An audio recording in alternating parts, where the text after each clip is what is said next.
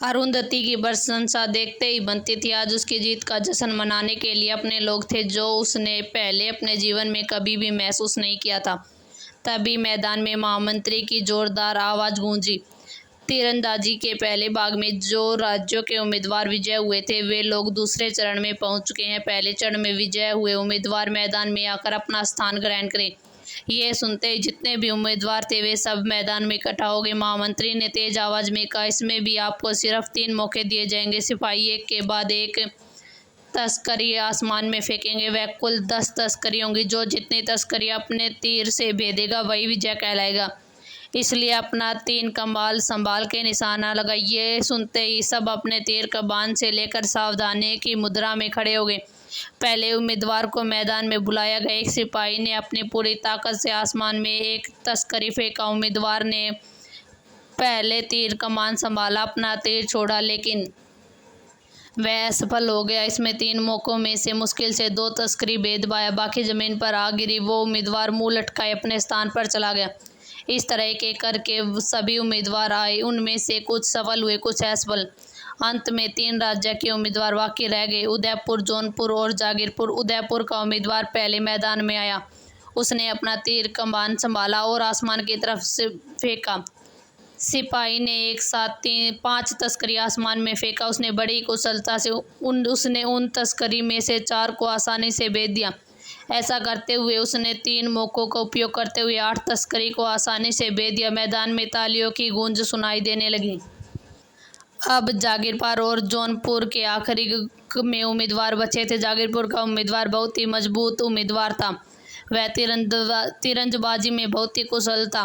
एक बार फिर एक साथ 5 तस्करी को आसमान की तरफ फेंका गया।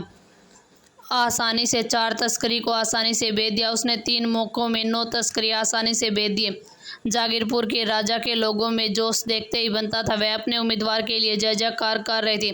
अरुंधति बोर होते हुए मुकाबले को देख रही थी। जैसे उसके लिए यह कुछ भी न हो, वही जौनपुर के लोगों का दिल से धक रह गया। अरुंधति पहला मुकाबला आसानी से जीत लिया था, लेकिन दूसरा अच्छे से अच्छे तीरंदाज भी नहीं जीत पाते थे।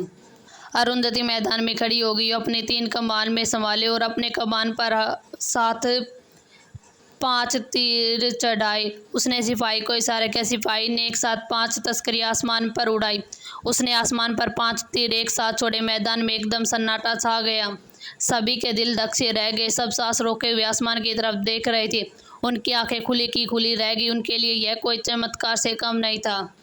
अरुंधति के 5 तीर तस्करी को भेजते हुए जमीन पर आ गिरे। मैदान में अचानक उल्लास की आवाजें गूंज उठी। वही अरुंधति ने 2 बार अपने कमान पर 5 तीर चढ़ाई। एक बार फिर मैदान में सन्नाटा हो गया। सब अपनी सांसें रुके आसमान की तरफ देखने लगे। सिपाही ने एक बार फिर 5 तस्करी आसमान में उड़ाई। इधर अरुंधति ने अपने तीर आसमान पर छोड़े। अरुंधति के तीर 5 तस्करी को भेदते हुए जमीन पर आ गिरे। अविश्वास कैसे हो सकता, केवल 2 ही बार में अपने लक्ष्य को प्राप्त कर लिया गया। यह चमत्कार है। राजकुमारी अरुंधति के ऊपर देवी का आशीर्वाद है। चारों तरफ से इन शब्दों का शोरगुल मच गया। राजा प्रसन्नता से अपनी जगह से खड़े होकर ताली बजाने लगे। इस बार तो उदय और राज भी खुशी से खड़े होकर ताली बजा रहे थे। चारों तरफ राजकुमारी अरुंधति की जय जयकार होने लगी। वही अरुंधति स्टाइल मारते हुए अपने दोनों हाथ ऊपर किए हुए गोल गोल घूमते हुए लोगों का अभिनंदन स्वीकार कर रही थी। जागीरपुर के राजा ने अपनी जलन को छुपाते हुए कहा, राजा अभी सिर्फ 2 ही चरण हुए हैं, आप इतने प्रसन्न नजर आ रहे हैं। अभी तो बहुत से प्रतियोगिता बाकी हैं। सिर्फ 2 ही चरण जीत लेने से आप विजय नहीं हो सकते। राजा मुस्कुराते हुए अपनी जगह पर बैठ गए और उनकी तरफ देखते हुए कहने लगे, आपको अभी भी समझ में नहीं आ रहा। जागीरपुर के राजा ने नासमझी में राजा को देखते हुए कहा, क्या मतलब आपका? यही कि हमारे राज्य में आप पुरुषों से मुकाबला, तो क्या आपके उम्मीदवार तो एक अभिलाषी नारी से भी नहीं जीत पाए। तो आप समझ सकते हैं कि हमारे राज्य की ताकत क्या है। और आप क्या समझते हैं?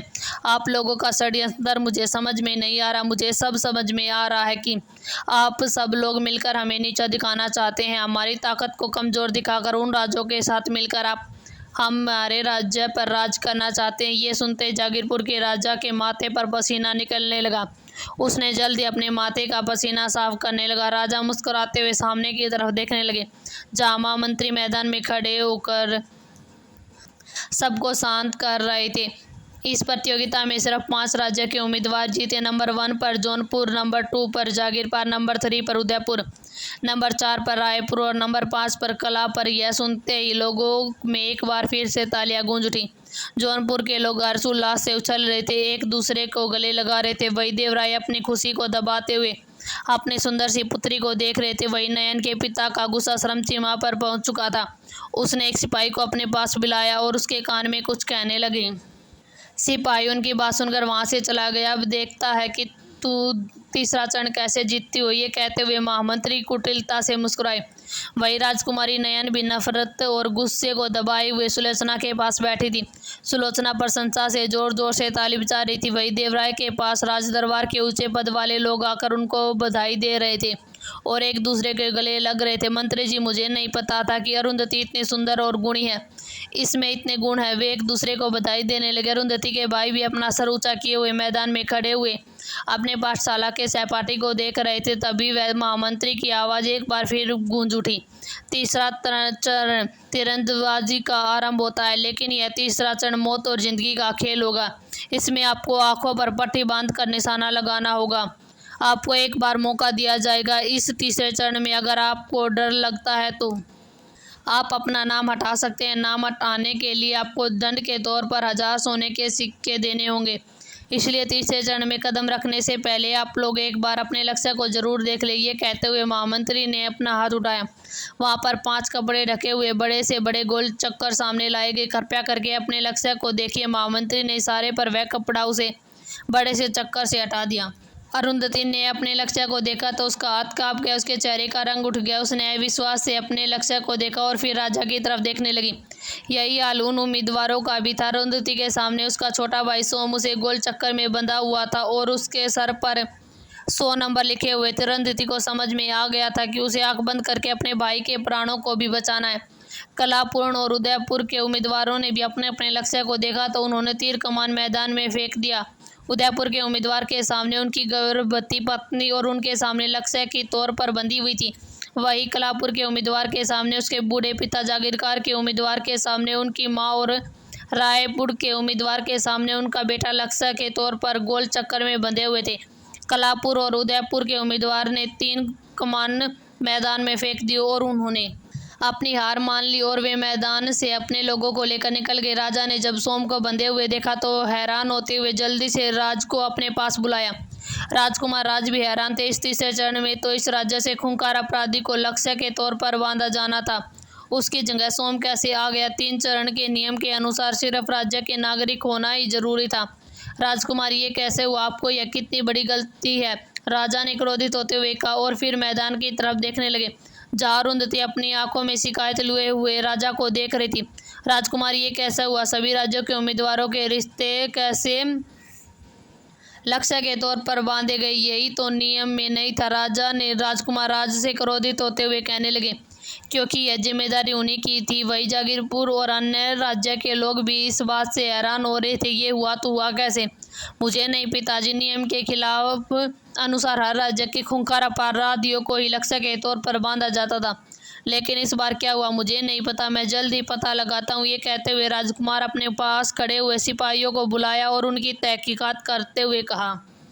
वही सभी लोग बेचैन हो रहे थे। देवराय भी वही खड़े होकर अपने पुत्र और पुत्री को देख रहे थे। अरुंधति के हाथ अब भी कांप रहे थे।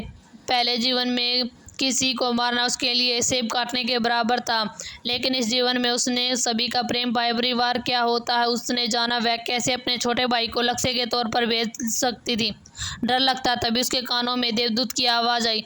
अरुंधति ने उसको देखा। डर लग रहा है, मेरे हाथ कांप रहे हैं, मुझे समझ में नहीं आ रहा मैं क्या करूं।